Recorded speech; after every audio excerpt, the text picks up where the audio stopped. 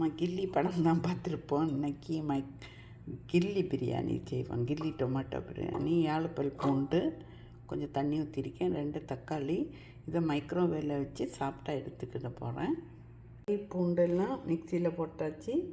Kashmiri chilli கொஞ்சம் கூட போட்டு கலருக்கு வேண்டி அரைக்க போகிறேன். அரைச்சிட்டு வருவோம் நைஸாக. ஃபைனாக அரைச்சாச்சு. அதான் டபுள் பாயிலிங் மெத்தடில் வச்சு உருக்கிட்டு இருக்கேன். எண்ணெய் உருவினா தான் குக் பண்ண முடியும். துபாயில் நல்லா குளிரும், ரொம்ப காற்று மாட்டிக்கு. பூனைக்குட்டி உள்ளே இருந்து விளையாடிட்டு இருக்கேன் பாருங்கள். இஹானே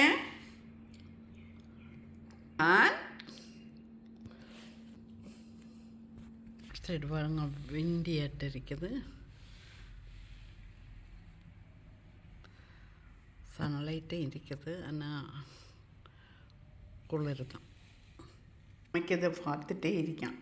தேங்காய் எண்ணெய் 2 டேபிள் ஸ்பூன் ஊற்றேன். கரம் மசாலா போடுவோம். இதுலேருந்தே புதினா பறித்து வச்சுருக்கேன். ஒரு கைப்பிடி மல்லி புதினா வேணும், அது கழுவி வச்சுருக்கேன். டொமேட்டோ போட்டு செய்யனால இதில் நான் கொஞ்சம் ஃபெனலும் போட்டாக்கும். ஹோல் கரம் மசாலாவுக்கு ஃபெனலும் போட்டிருக்கேன். கொஞ்சம் கல்பாசி, அப்புறம் பட்டை, கிராம்பு, கருவா, ஒரு சின்ன பே லீவ்ஸ் எல்லோரும் போட்டு. இப்போ 2 வெங்காயம் சின்ன ஸ்லைஸ் பண்ணேன்.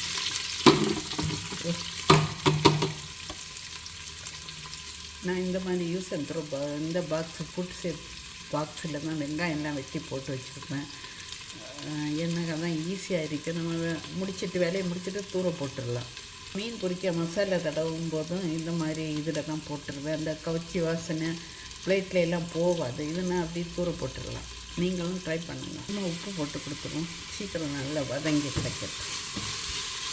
எல்லாம் கொஞ்சம் ஷார்ட்டாக சொல்லி தந்தால் புரியாது, அதனால தான் குழம்பி போயிடும். அதனால தான் 2 தக்காளி அளவுக்கு நல்லா சுருண்டு வரணும். சுருண்டு வருதோ அவ்வளோக்கு ருசியாக இருக்கும். 1 டேபிள் ஸ்பூன் இஞ்சி பூண்டு பேஸ்ட்,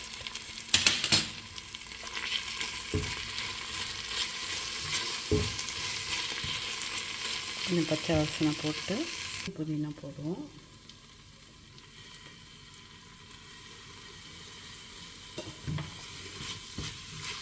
ஒரு ஹேண்ட்ஃபுல் போட்டிருக்கு. அது நல்லா சேரட்டு. சுத்தமான தேங்காய் எண்ணெய் தான், ஒரிஜினல் தேங்காய் எண்ணெய் தான் யூஸ் பண்ணியிருக்கேன். அதுதான் ஹெல்த்துக்கு நல்லது.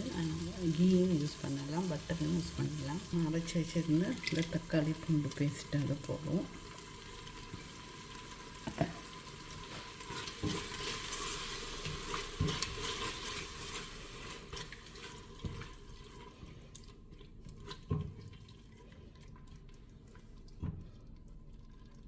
பிரியாணி மசாலா 1 டேபிள் ஸ்பூன்,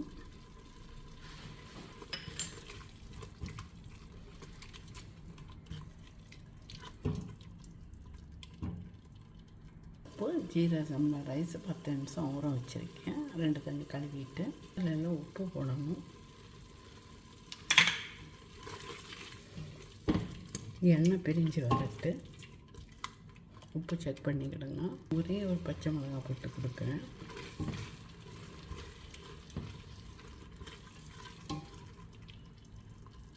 போய் எண்ணெய் பிரிஞ்சு வந்தாச்சு.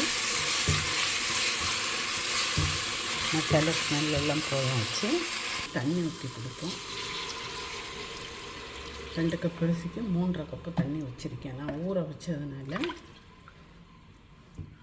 டர்மரிக் நான் போடலை. அப்போ தான் பிரியாணி நல்ல ரெட் கலரில் இருக்கும். அதுக்கு வேண்டி தான். இல்லை, உப்பு செக் பண்ணிக்கிடுங்க. கொஞ்சம் அப்படியே தூக்கலாக நிற்கணும். அப்போ தான் பிரியாணி டேஸ்ட்டாக இருக்கும். செக் பண்ணி பார்க்கலாம்.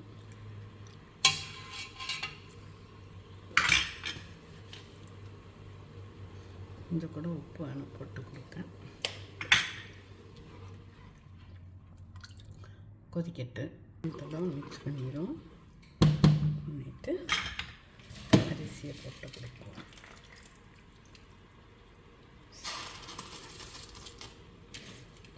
போட்டாச்சு, மிக்ஸ் பண்ணியாச்சு.